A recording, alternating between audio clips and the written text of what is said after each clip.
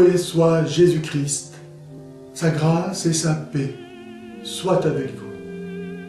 Le signe de la croix nous enseigne ce que tout homme doit apprendre. Premièrement, que les hommes sont mauvais, puisque nous avons tué l'innocent par excellence, le juste et le saint.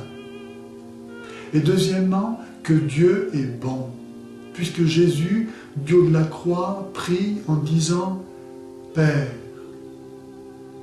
pardonne-leur, car ils ne savent pas ce qu'ils font. » Savoir ces deux choses, que les hommes sont mauvais et que Dieu est bon, puisqu'il va jusqu'à pardonner le meurtre de son fils, le déicide, est le seul pivot possible pour une vie morale digne de l'homme et de Dieu. Le signe de la croix est un résumé saisissant de la foi chrétienne.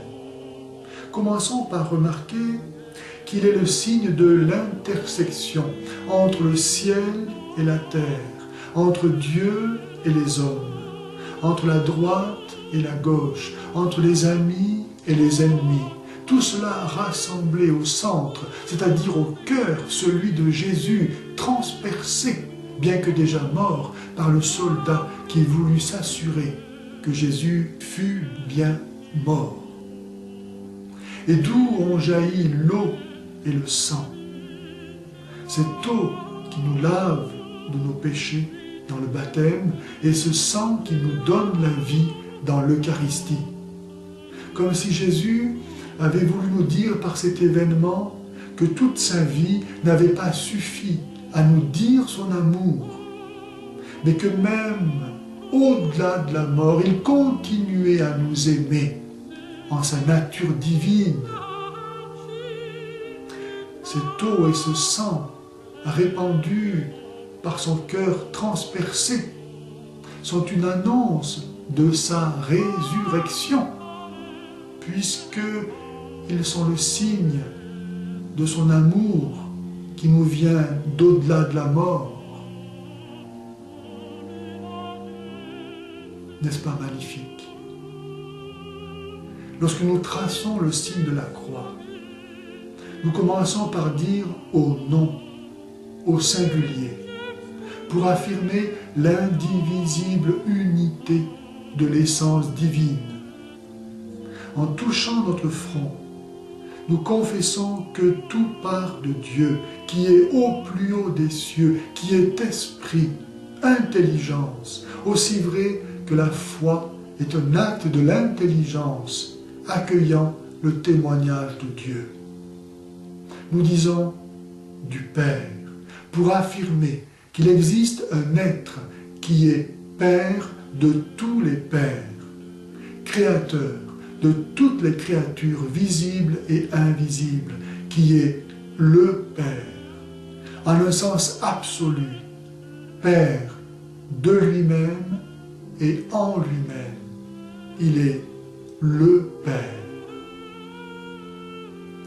Puis nous portons notre main à notre nombril en disant « et du Fils » pour confesser que le Père, Dieu, a envoyé sa parole, son Fils, s'incarner dans le sein de la Vierge Marie pour racheter, relever l'humanité tombée depuis le péché originel.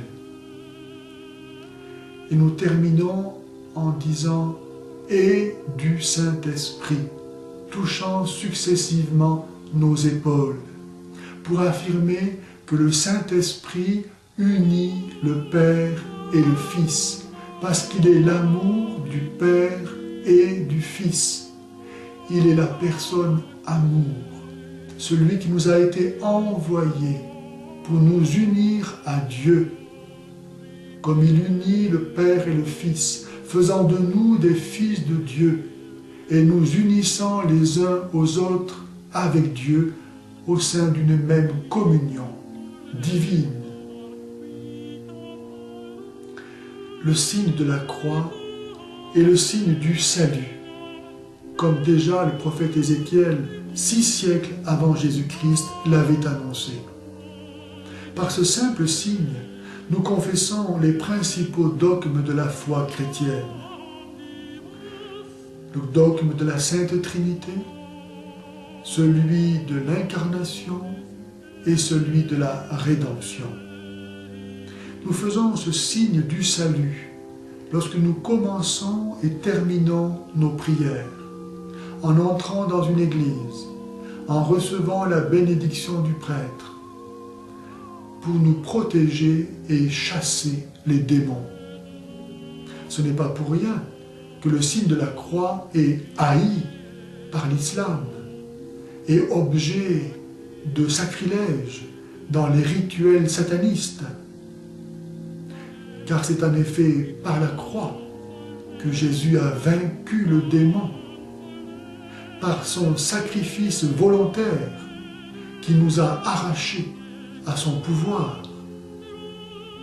Le catéchisme enseigne que le signe de la croix fortifie dans les tentations et les difficultés. Il est la grande marque de notre appartenance au Seigneur.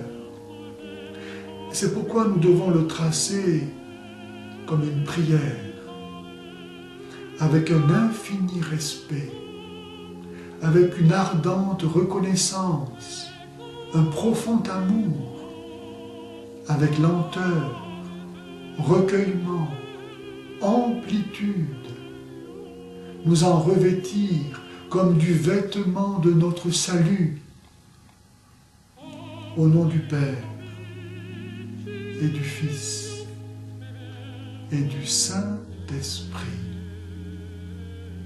Amen.